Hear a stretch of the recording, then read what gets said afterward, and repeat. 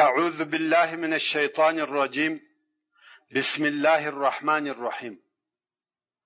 إن الحمد لله نحمده ونستعينه ونستغفره ونعوذ بالله من شرور أنفسنا وسيئات أعمالنا، من يهده الله فلا مضل له ومن يضلل فلا هادي له، وأشهد أن لا إله إلا الله وحده لا شريك له، وأشهد أن محمدا عبده ورسوله.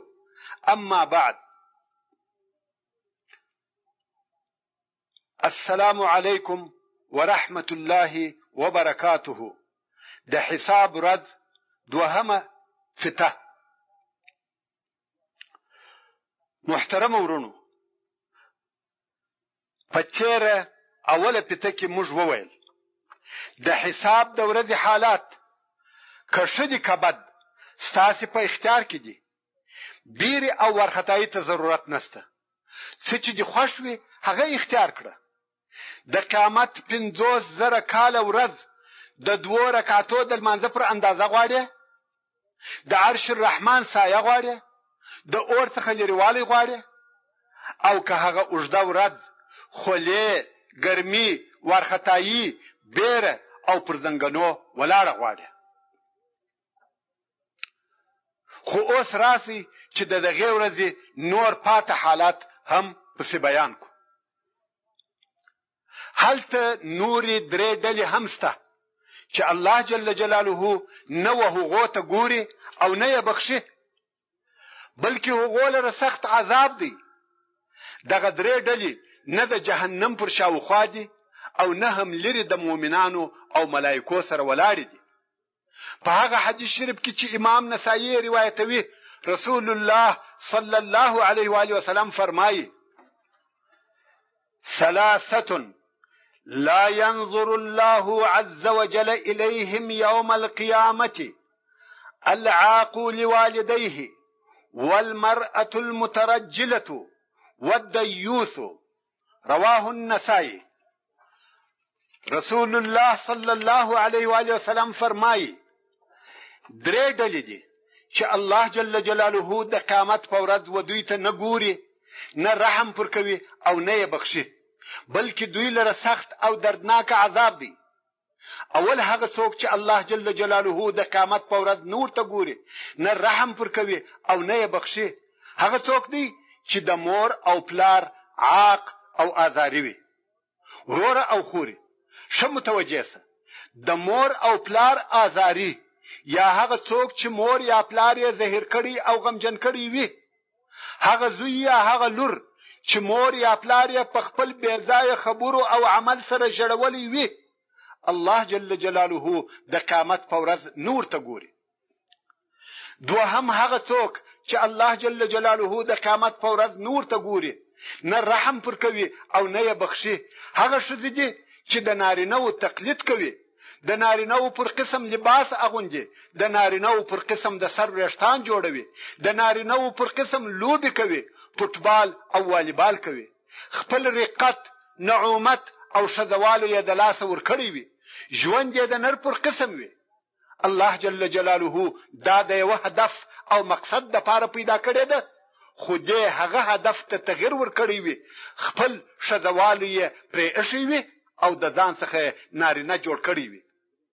دریم هغه څوک چې الله جل جلاله د قیامت په ورځ نور ته ګوري، نه رحم پر کوي او نه یې بخښي، دیوث دی. دیوث څوک دی او چاته دیوث ویل کیږي؟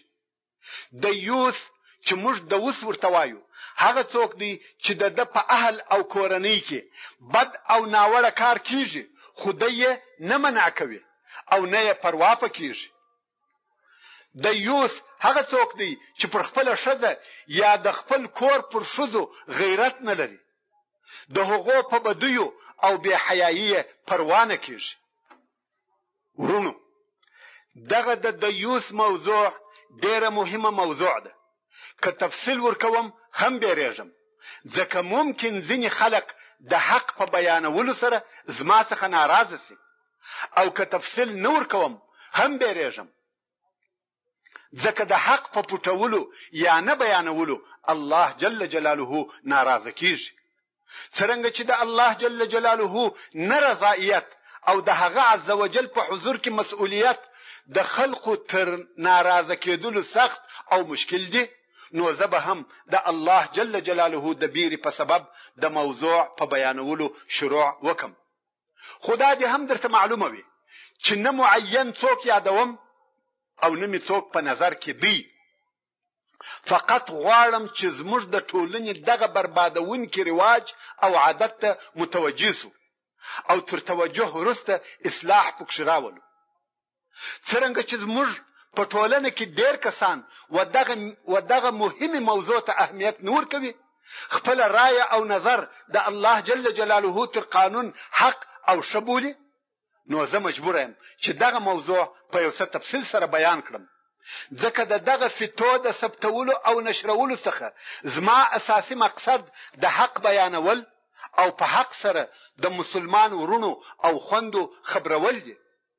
شاید چې دغه د حق بیانول زما او نور مسلمانانو د پاره د الهي عذاب څخه د نجات او خلاصون سبب وګرځي.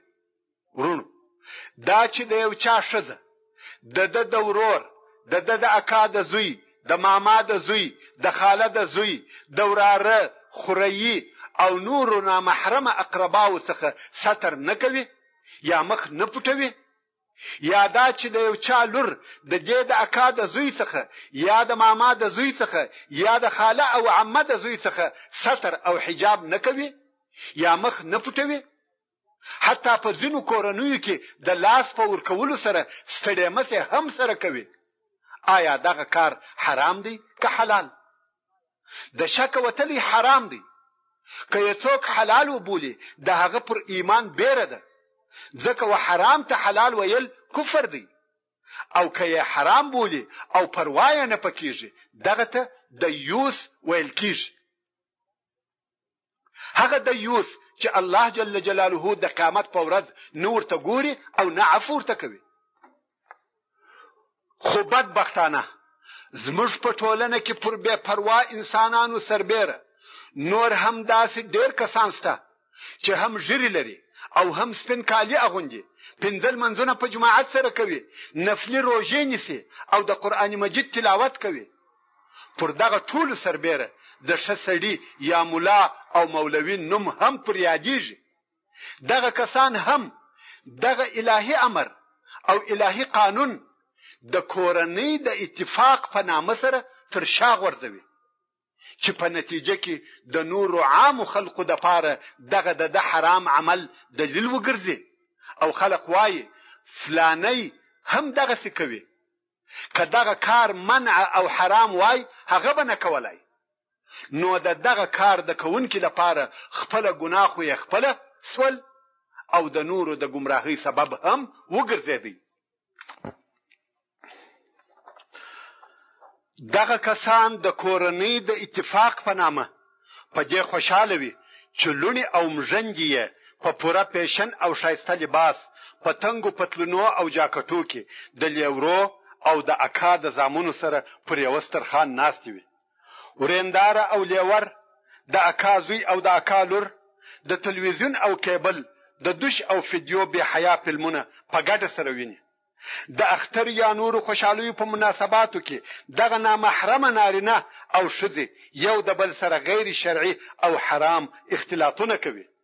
دا خلاصه کوي په ودو او شادیو کې د اکا ماما عمه او خاله لونی، د اکا ماما عمه او خاله د زامنو و مخته په لوسو کالو کې رقصېږي. که څه هم دغه رقص د پلار او اکا په حضور کې نه دی، خدا د هغه کورنۍ ګډ ژوند او د هغه اتفاق میوه او ثمره ده چې پلار او اکا غوښتل. آیا دغه ګډ ژوند د الهي قانون څخه مخالفت نه دی؟ آیا دغه ګډ ژوند څخه فسادونه په وجود نه دي راغلي او کنه راځي؟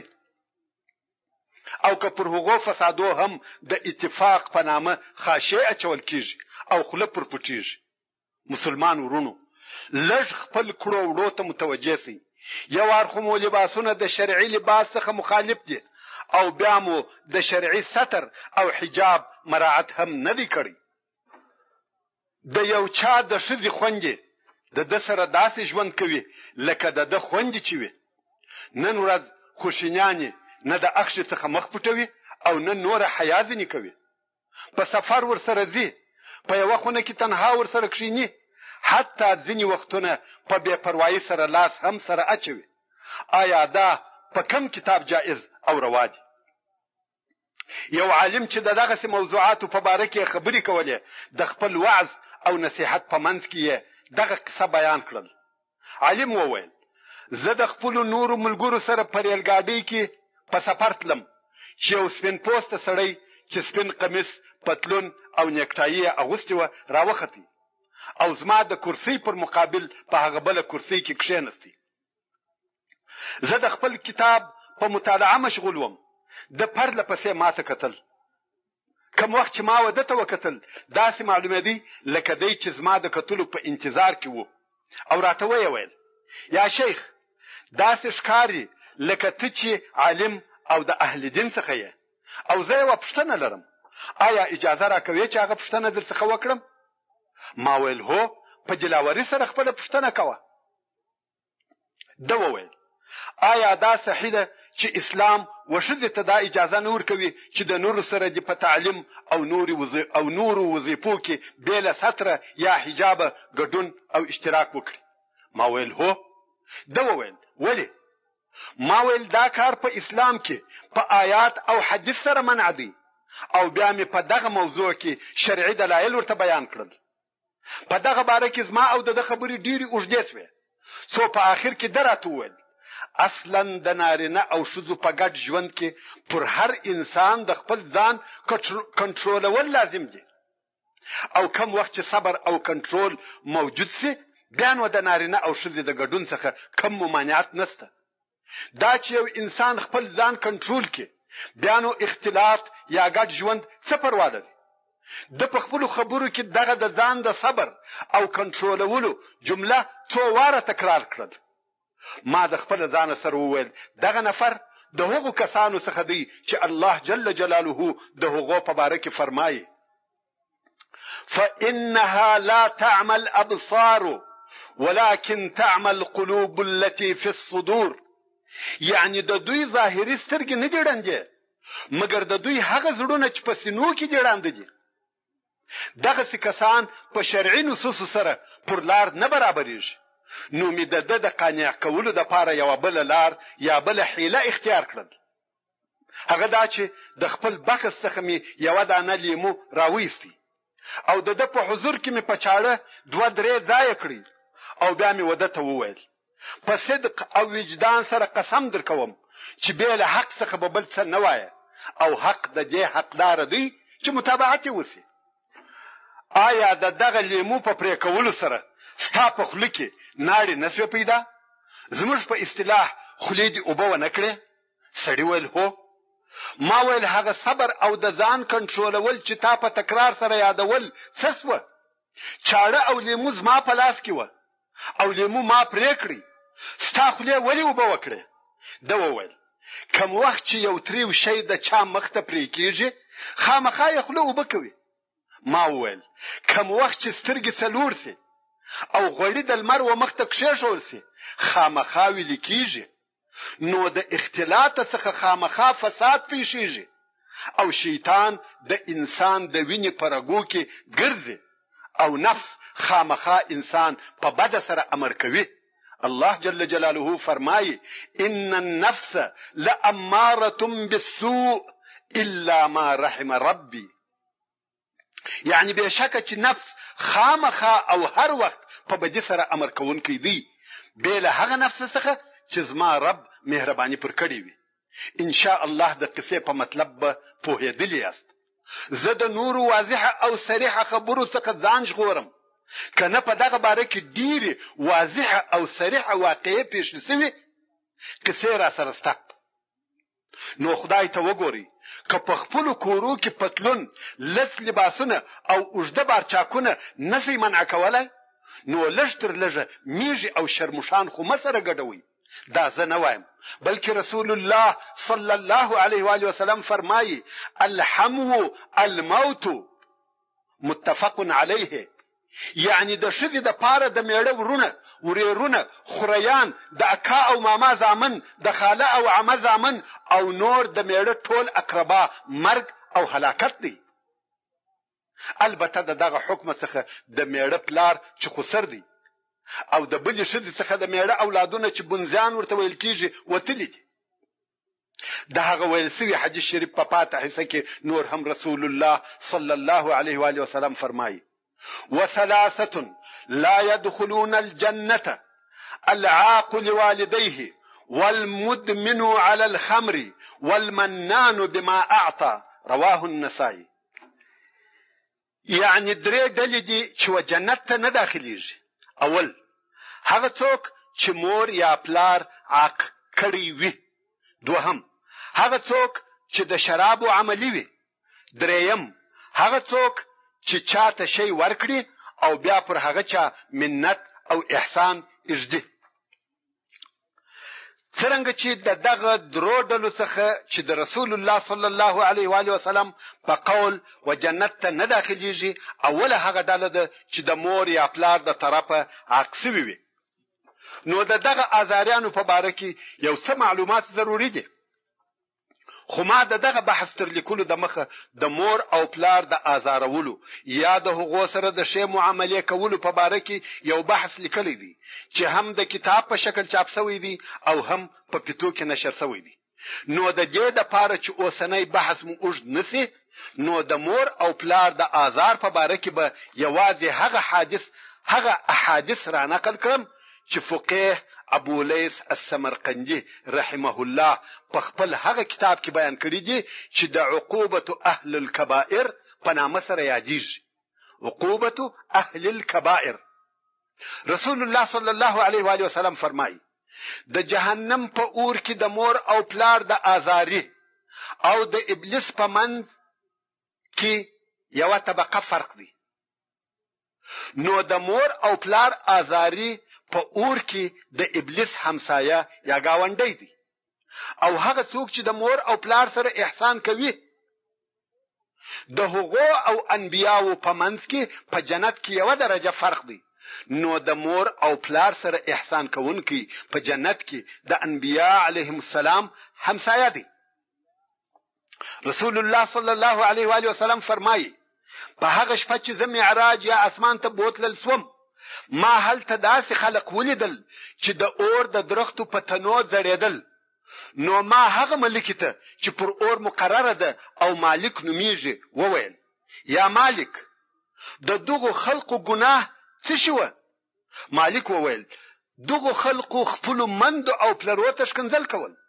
نو زما رب جل جلاله زه امر کړم چې دوی د اور د درختو په تنو وزړوم او د دوی ژبې د دوی تر سټانو راوباسم. نو زه د دوی ژبې د اور په چنګکانو د دوی تر سټانو راباسم. رسول الله صلی الله علیه و آله وسلم فرمایي: که چا خپل مور او پلار ته بد وویل، د په قبر کې به د پر سر د ټولو هغه بارانو د څاڅکو په شمیر چې د اسمان څخه مځکې ته رالوېدلي دي یا را اورېدلي دي د اور سکروټې و اورول سي. رسول الله صلی الله علیه و آله وسلم فرمایي: هیڅ شی ما دونه نستړی کوي لکه څونه چې د هغو کسانو د پاره ستړی کېږم چې مور او پلار عاق کړي وي. وایي زه به په جنت کې یم او د دوی هغه چیغې او بغارې به واورم چې تر وهلو لاندې یې وهي، او د دوی ژړا به اورم. زما زړسوی به ما راولي چې تر عرش لاندې سجده وکړم او د دوی د پاره شفاعت وکړم. الله جل جلاله براته فرمایي: یا محمد صلی الله علیه و آله وسلم، سر دې راپورته کړه، دغه د مور او پلار آزاریان خلک زه د اور څخه نه راباسم تر څو چې مور او پلار یې ځینې راضي نشي او خپل حقوق ورونه بخشي. نو رسول الله صلی الله علیه و آله وسلم فرمایي: زه بیرته خپل ځای ته راسم او په نورو کارو مشغول سم، بیا د دوی چغاري او ژړا واورم، بیا تر عرش لاندې و الله جل جلاله ته پر سجده سم.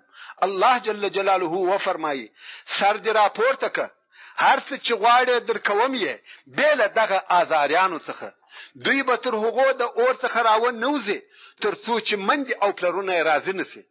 رسول الله صلی الله علیه و آله وسلم فرمایي زه خپل ځای ته رهیسم او دوی هیر کړم بیا د دوی جړه او زګیروي واورم نو وایم الهي مالک ته امر وکړه چې د دوزخ د هغې طبقې دروازه را خلاصه کړي کم چې دوی ته عذاب ورکول کیږي چې زه د دوی عذاب ووینم ځکه زه لوی لوی چغې او بغارې اورم الله عز وجل وفرمایي مالک ته مې دغه کار امر وکړي نو زه مالک ته ورسم او هغه دروازه را خلاصه کړي زه هلته نر او ښځې ووینم چې د اور د درختو په تنو ځړېږي او د دوی پر عذاب مقرره ملایکې یې د اوسپنې په چوکشانو پر سرو وهي او ځینې نورې ملایکې یې د اور په نیزو په نس او په بغلو کې وهي او ځینې نورې ملایکې یې د اور په قمچینو یا چلاخو پر شا او رنو وهي تر پښو لاندې ماران او لړمان ګرځي او دوی وهي رسول الله صلی الله علیه و آله وسلم فرمایي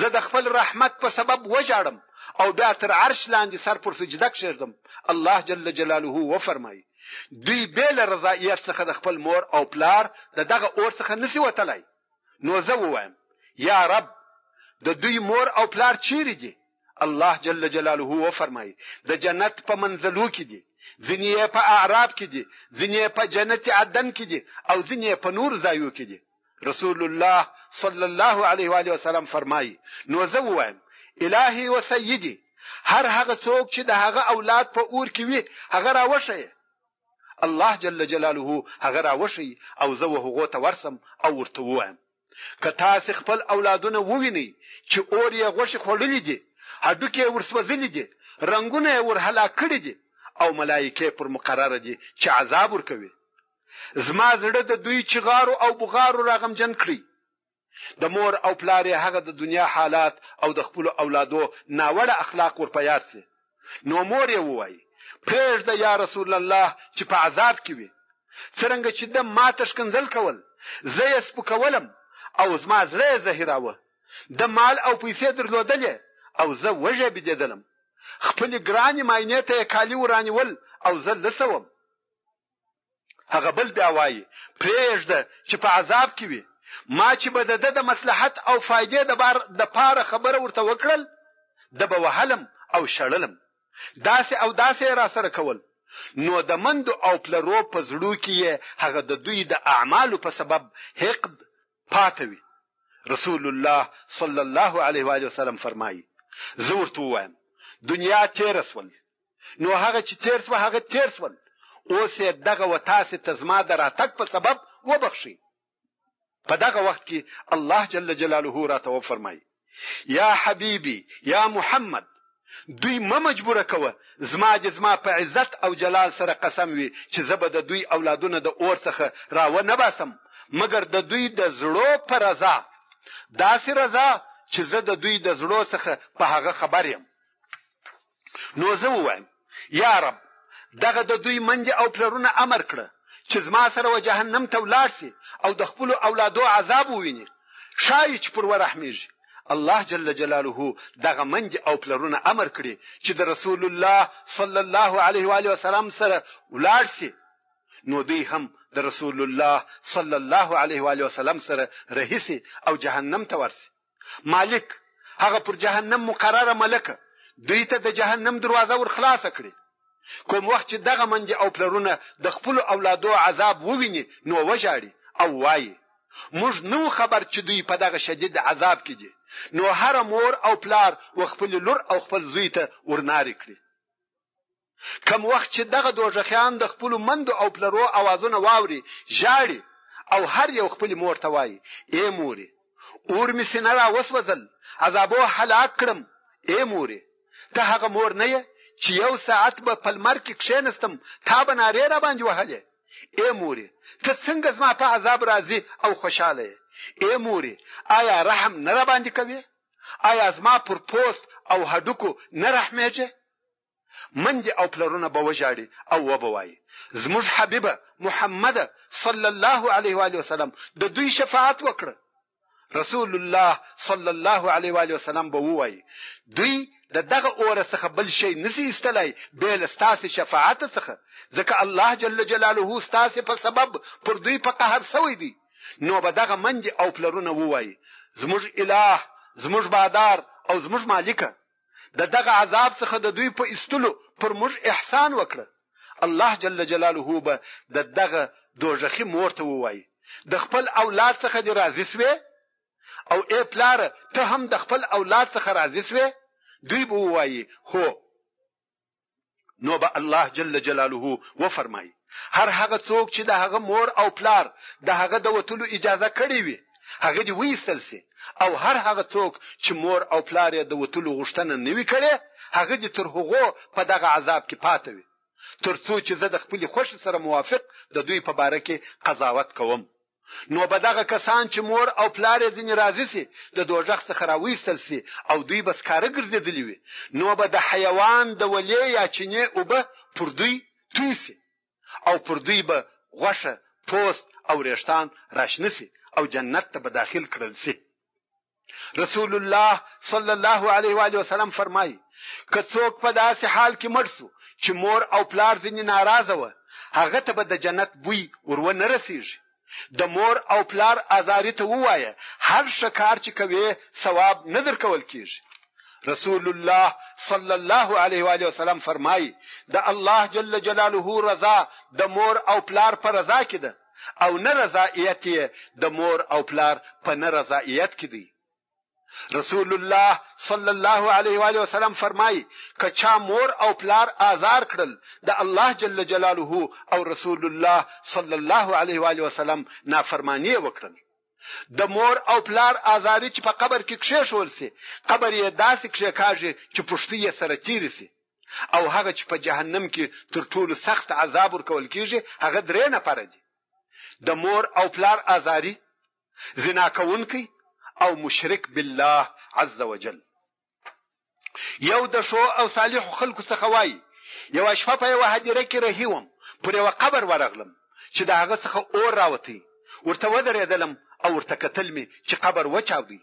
د قبر څخه یو تور سړی چې په لاس کې د اوسپنې سوټۍ وو او یو خر راووتی. دغه سړی به دغه خر پر سر په سوټي واه او خره بناري وهله، بیا یې دغه خر د اور په زنجیر کش کړی او په قبر یې ننوستی.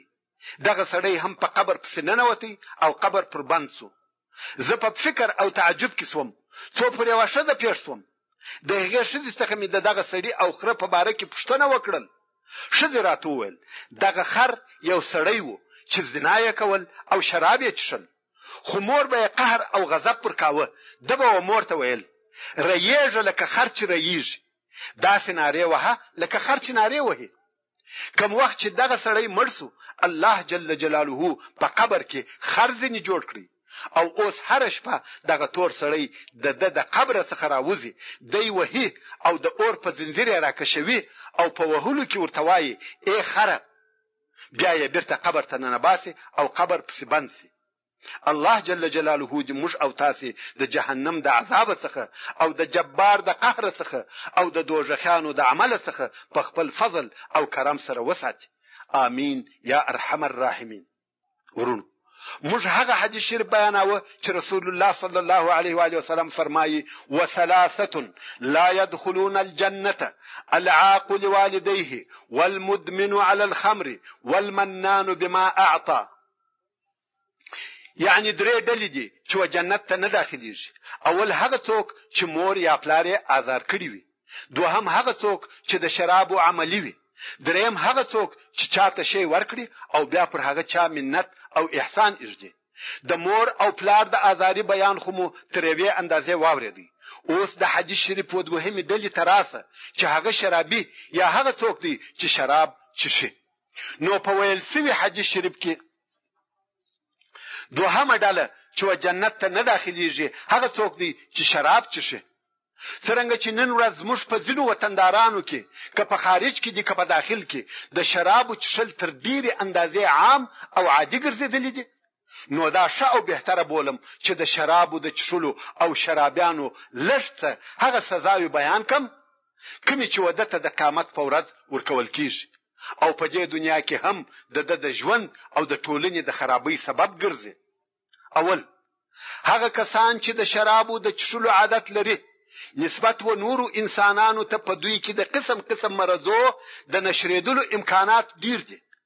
کوم وخت چې د سیګریټ څکول د ځینو مرزو لکه د ستوني د سږي د اینې د مرزو سبب ګرځي، د شرابو چښونکي تر هغو ډیر د خطرناک مرزو سره مخامخ دي.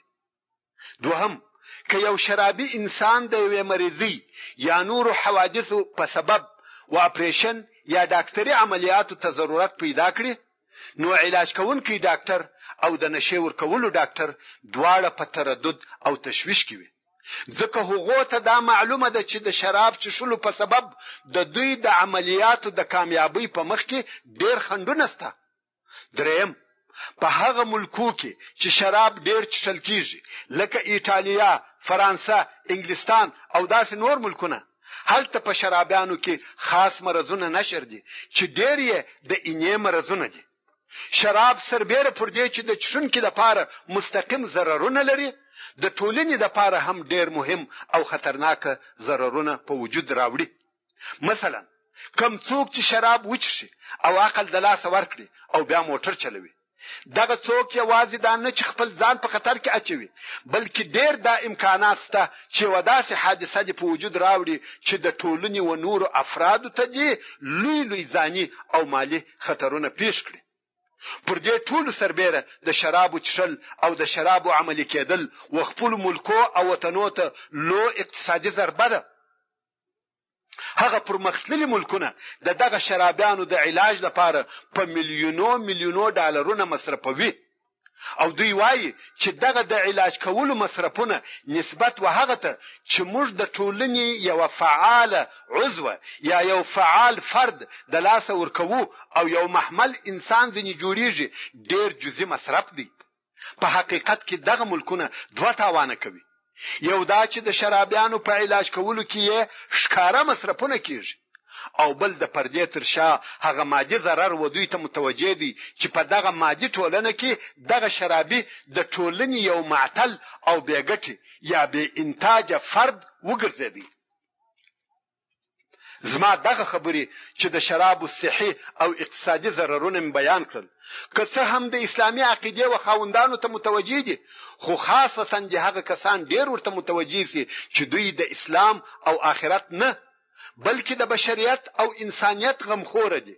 ځان دې پوکړي چې د شرابو په چښلو کې اول د چښونکي لپاره د ځان، د صحت او د اقتصاد شخصي ضررونه پراته دي.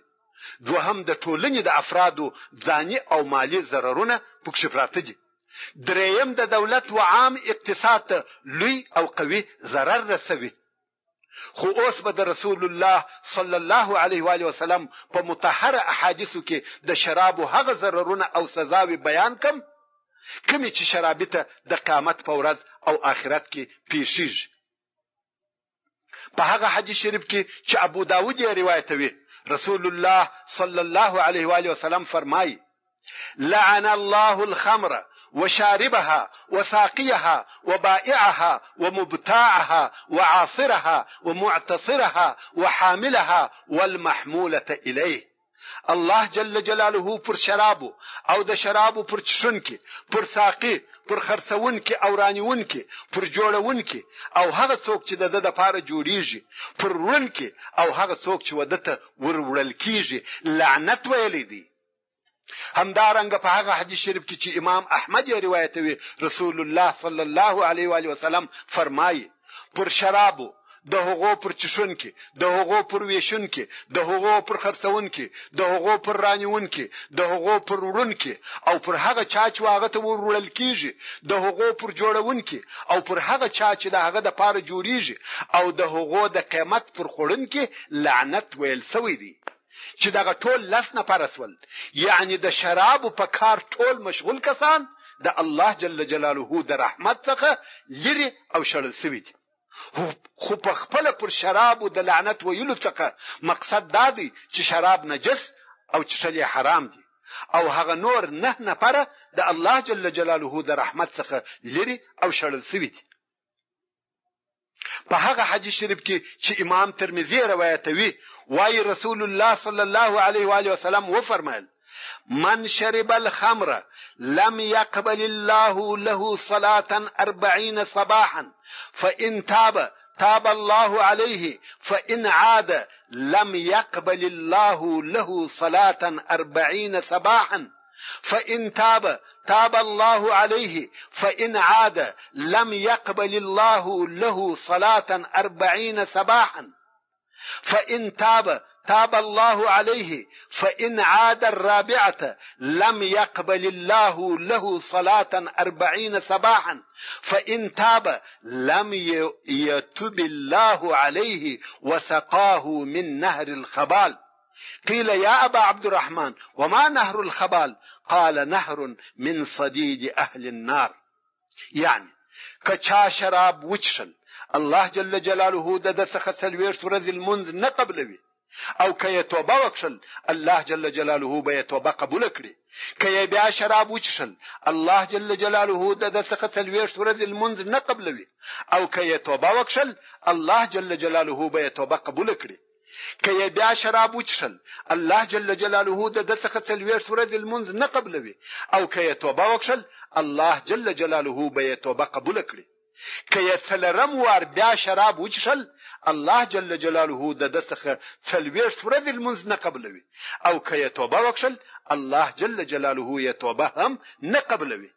او د خبال د ولي څخه به چشل په وکي. یو چا د عبد الله ابن عمر رضی الله عنهما څخه پوښتنه وکړه چې د خبال واله څه شي ده؟ ده وویل د دوژخیانو د نوو یا د زخمو د ژړو اوبو واله ده. رسول الله صلی الله علیه و آله وسلم فرمایي د قیامت په ورځ به شراب چشونکي په داسې حال کې راسي چې مخ به یې تور وي، سترګې به یې داسې کږې وي چې یوازې سپین یې معلومیږي، ژبه به یې پر ځګر راځړېږي، ناړې به یې د وینو په رنګ یا شکل رابهیږي. خلق چې یې د قیامت په ورځ وویني نفرت به ځینې کوي. د شرابو وچشونکي ته سلام مور اچوي، چې مریض سي پښتنې ته مور دی، چې مړ سي د جنازې لمونځ مپر کوي. بېشکه شراب چشونکي د الله جل جلاله په حضور کې داسې دی لکه د بوتانو عبادت کوونکی. سبحان الله. الله جل جلاله د شراب چشونکي داسې بولي لکه د بت عبادت کوونکی. نو ځکه امام شوکانی رحمه الله وایي چې دغه د شرابي د پاره د شدید عذاب وعده ده او دا داسې تهدید دی چې تر هغه لوړ تهدید نسته. ځکه د بوتانو عبادت هغه تر ټولو شدید کفر دی او د بت عبادت کوونکی د هغه شدید کافرانو څخه دی.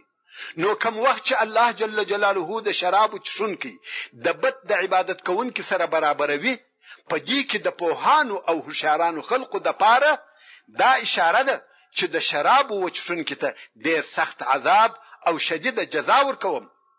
رسول الله صلی الله علیه و آله وسلم فرمایي كل مسكر خمر وكل مسكر حرام ومن شرب الخمر في الدنيا فمات وهو يدمنها لم يتب لم يشربها في الآخرة.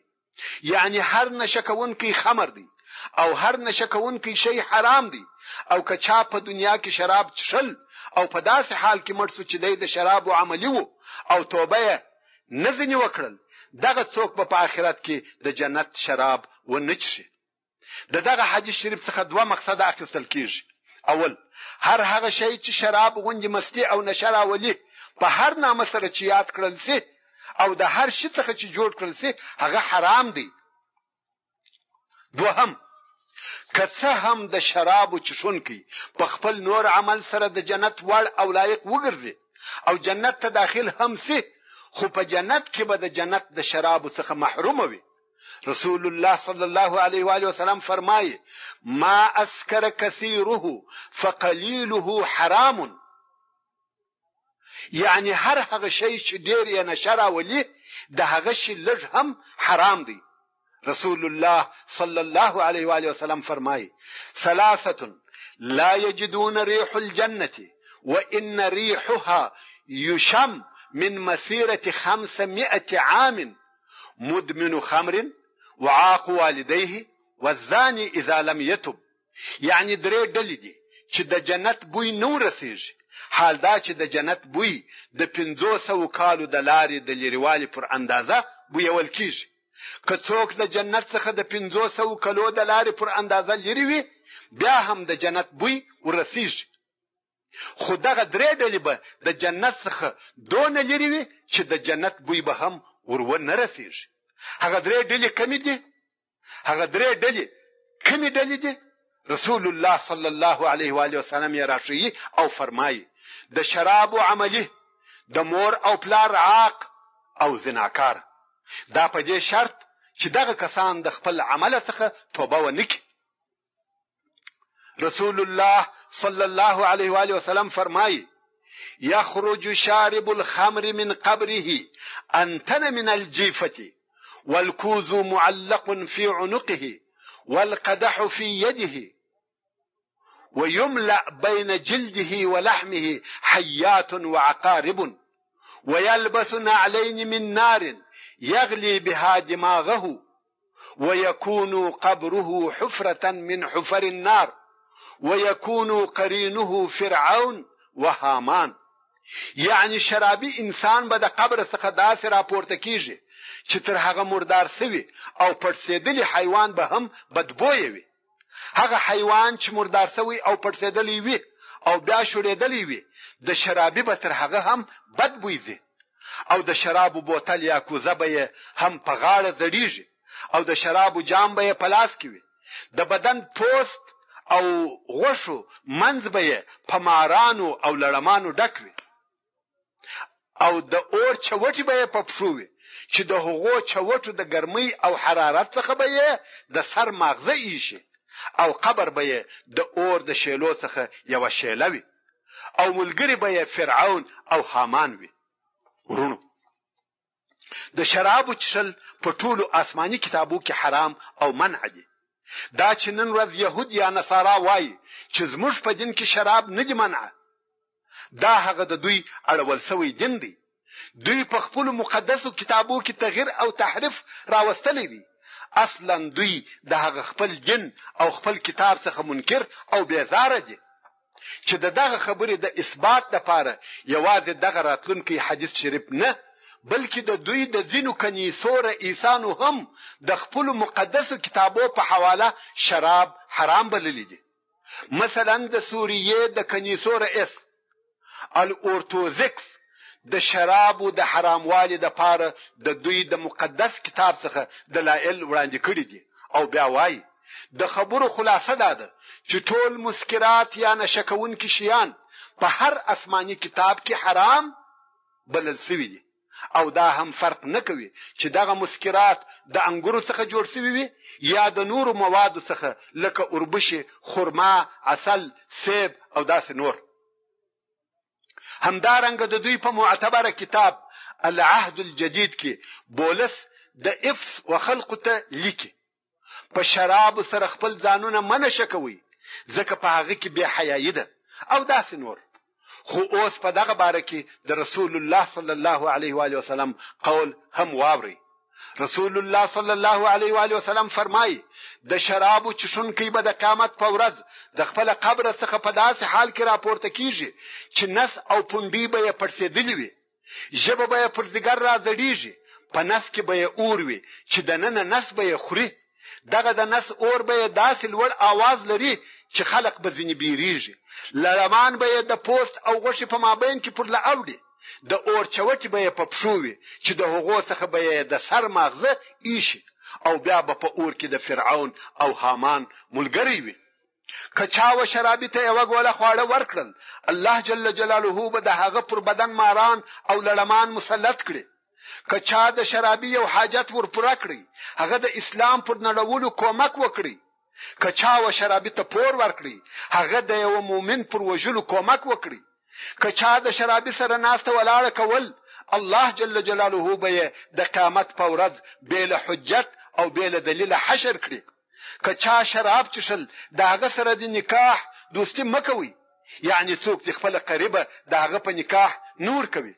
که شرابي مریض سو پښتني ته مورځي زما د قسم په هغه ذات سره وي چې زه په حق سره نبی را لېږلیم شراب نه دي چشلي بل هغه چا چې په تورات، انجیل زبور او فرقان کې ملعون وي او که چا شراب وچشل پر ټولو هغه شیانو کافر سو چې الله جل جلاله پر خپل انبیا علیهم السلام نازل کړي دي او شراب بل کافر بل څوک حلال نه بولي او بشک چې الله جل جلاله په خپل عرش او جلال سره داسې قسم یاد کړی دی که چا په دنیا کې شراب وچشل د قیامت په ورځ به داسې تږی کم چې زړه به سوځل کیږي او ژبه به پر ځګر پرته وي یا تر ځګر راوتلی وي او که چا زما د پاره د شراب وچشل پریښول یعنی یو څوک وایي زه په دې سبب شراب نه چشم چې الله جل جلاله منع کړی دی د جنت په شراب به زما تر عرش لاندې په معزز او مشرف په حضور کې وبکړم او زما په هغه ذات سره قسم دی چې زه په حق سره نبی را لېږلم که چا شراب وچشل الله جل جلاله به د قیامت په ورځ ملائکه ته وفرمایي دی ونیسي او یا زره ملکی به د دوه طرف ته په چابکی سره ورسي او کوشش وکوي چې یو تر هغه بلی د مخسي او پړ مخې به کشوي د رسول الله صلی الله علیه و آله وسلم څخه روایت دی چې وی فرمایل کوم وخت چې یو بنده په دې دنیا کې یو ور شراب وچشي زړه یې تورسي او کید لطفا پتا واړو